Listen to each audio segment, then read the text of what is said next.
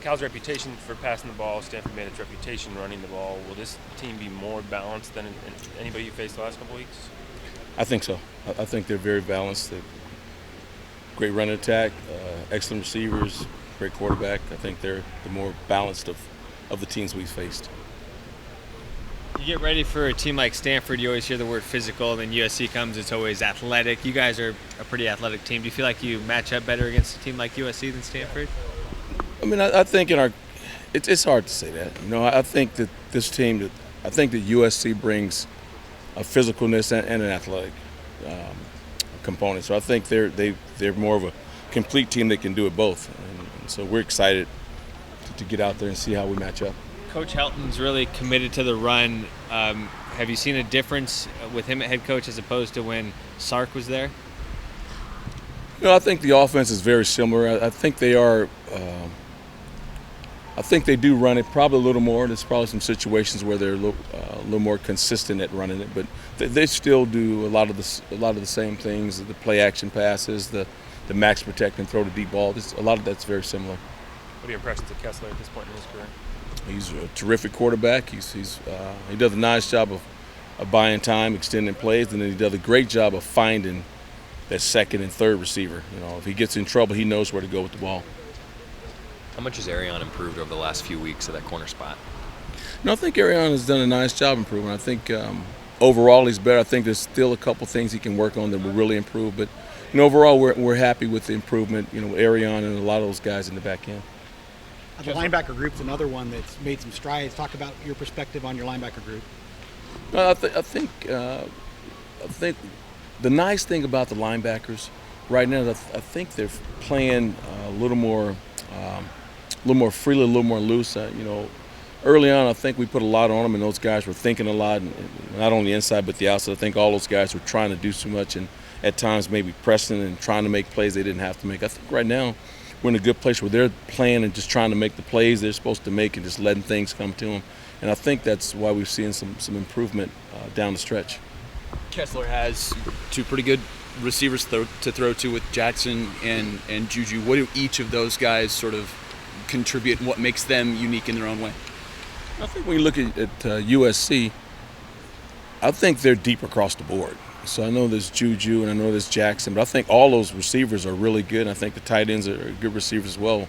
And the backs are really good receivers out of the backfield. So to me, when I look at that team, you have to defend everyone because they're all really good athletes. And the other thing that they bring to the table is when they catch the ball, they can go the distance. And these guys can finish. So I think that's a challenge for us, is to do a good job with spacing and a great job of tackling and leveraging. What do you make of the job the outside backers did against McCaffrey, not letting him really bounce outside very often? And how do you think that will play into this week, how those guys might play? Versus Stanford, we did a nice job setting the edge or containing the run, forcing the run. And this offense, USC's offense, is similar in some respects. And so we'll definitely need to set edges and contain the ball carriers against this team, because I think from an explosive standpoint, their guys are as explosive or maybe more explosive than the guys we faced last week. Sure. Are you optimistic at all of Christian French getting back this year? Obviously, he's still in a sling. Everything's day-to-day around here, and the thing that we're hoping that, and the thing that's happening right now, is that Christian is getting as much treatment. He is wearing out the trainers and doing everything he can to get back, and we love to get him back, and we'd love to get as many wounded soldiers back as possible, because down the stretch everyone's beat up, and if you can get a guy back like French, who was playing pretty well, it makes a difference. Charles Nelson, kind of undersized, some might say, for a safety. How does he make up for that? He's extremely fast, extremely intelligent, and extremely tough. And when you watch some of the plays he makes, there's a screen against Stanford, and there's three guys right in the immediate area.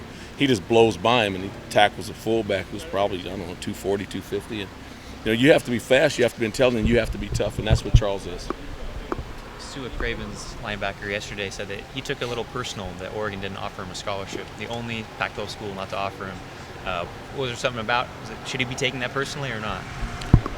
I have no comment on that. I think he ended up in an awesome place. They're building. They have a great program down there, and I have no other comment than that. You always take that as a good thing, though, that a guy that good really wants an offer from a school like Oregon. That's kind of where the program is at right now, where people are really wanting to come here. Well, the recruiting world has changed so much. I mean, if you offer a kid, does he come? Does he not come? I mean, where does that play into the big picture? So, I don't know. And no comment. You know, we get. You know, I can't talk about recruiting anyway. So.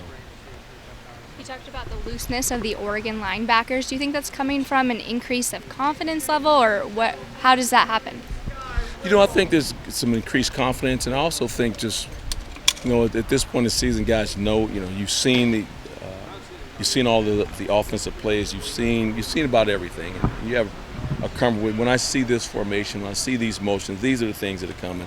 I'm just going to trust it. I'm not going to worry about it. I'm just going to try to trust it and go make plays. I think that's a lot of it. Scout team is asked to simulate Cal or speed one week, and then they're asked to simulate Stanford the next week. How important is it to have a good week of scout team giving you a good look? Our scouts have been fabulous, and this week is probably more important than any other week because it's game 9. And they've been great. You know, the thing they have to do now is our scout team needs to do a great job of run blocking and a great job of pass blocking. The receivers have to finish because that's what the USC receivers do. But our guys have been really good this year. Our scouts have been fabulous.